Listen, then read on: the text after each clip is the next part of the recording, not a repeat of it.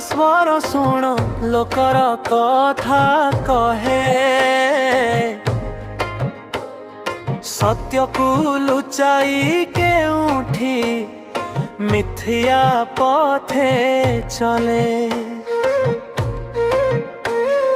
विकासर नाम रे सपन भांगी जाए जनतार आशा जी प्रश्न होई रहे। उठाओ थोड़िया भाई सत्य पथे चलो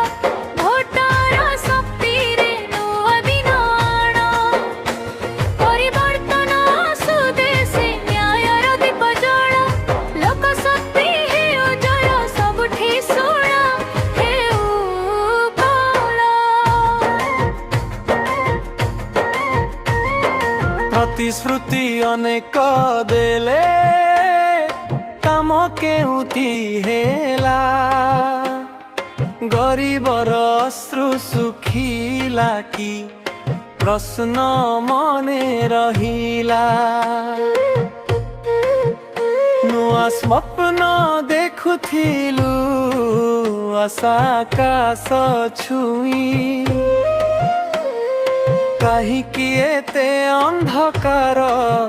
आलोक केउठी जाई।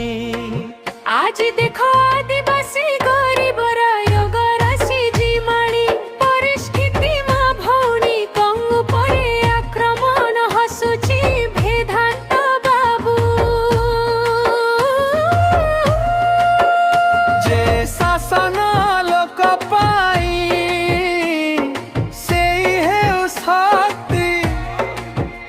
आजी गरीब बेसहारा लोक घर भांगी जाऊ।